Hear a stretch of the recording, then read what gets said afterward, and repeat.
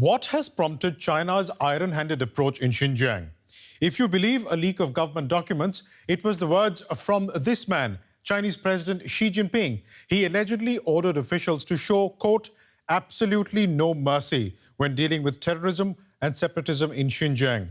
The result of that has been up to 1 million Uighurs interned in detention camps like this one, families separated, and the destruction of Uighur culture by razing mosques and other religious heritage in the region. In a moment, I'll speak to someone who's experienced the uncertainty of separation from their family. But first, here's more on what is contained in these revelations.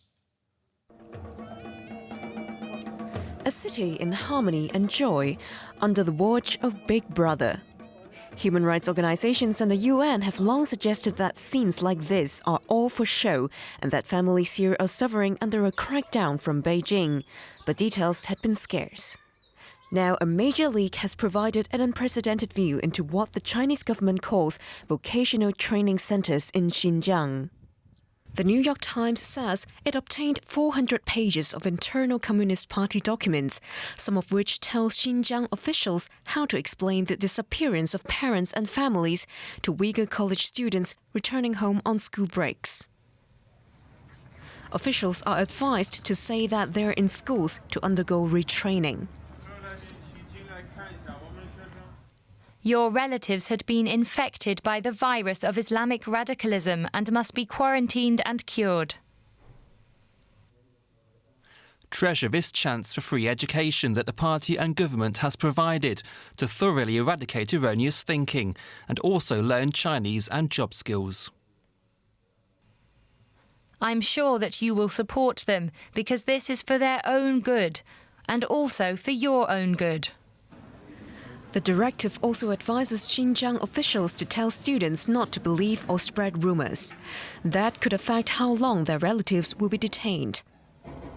The catalyst for the current ongoing clampdown has its roots a decade ago, when there was a surge in anti-government protests and ethnic violence by Uyghurs. In 2014, Chinese President Xi Jinping reportedly delivered a series of internal speeches following a visit to Xinjiang, setting a hardline course. He reportedly said Beijing had to be as harsh on what he called extremists and show, quote, absolutely no mercy. But the report says Xi also rejected proposals to eliminate Islam in the country. Beijing did not deny the authenticity of the documents, but described the report as a clumsy patchwork of selective interpretation. The New York Times used dubious tactics of changing context and taking meaning out of context to publicize so-called internal documents. China will never be soft in its fight against violent terrorists, and it will spare no effort in protecting the safety of its people's lives. And that means near-complete surveillance enhanced with AI, facial recognition and data analytics. Monitoring whether the people of Xinjiang are putting approved thoughts and actions about family ties.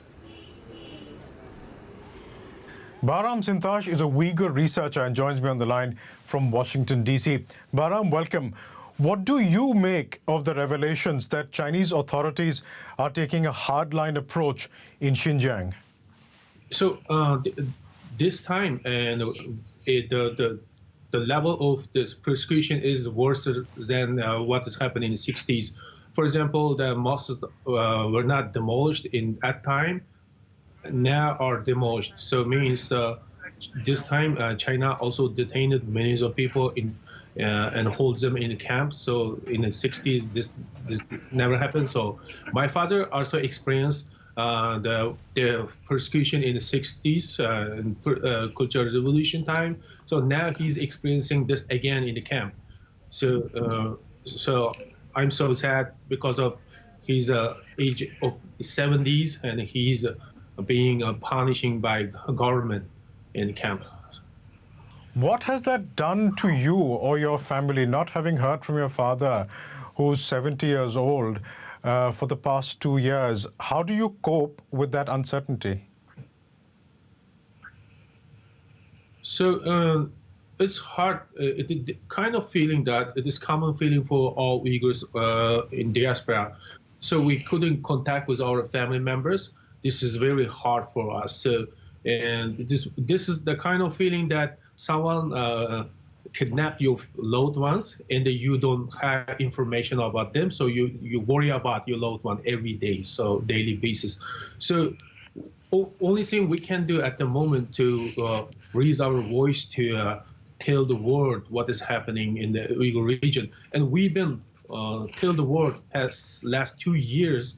So now is the kind of word now the one more step to trying to understand what is happening in the Uyghur region. So people have to know that those crimes against humanity also to a nation like Uyghurs as soon as possible and take their action to save us. Bahram, you spoke of raising your voice. Do you think the world is listening to that voice and acting on it? Yeah, I think in the Western world, like America and Europe, now is giving more attention to Uyghur cries. So this is good. And also in the U.S. politics and the government, and also they also close attention and concern about Uyghur cries in the Uyghur region. So now, but the Islamic world are silent on what is happening in the Uyghur region. Also, they supported China's Xinjiang policy, and they just they don't even their medias they don't cover about Uyghur cries. So this is very horrific because what is happening in the Uyghur region is the crime against Islam in the Islamic history. So this never happened in Islamic history. No government demolished more than 10,000 mosques and burned burn Qurans and pray mass and detained millions of Muslims into camp and denounced them. The religion also forcibly lets them eat pork and believe in the Chinese government and Xi Jinping. This is crime against Islam and also world.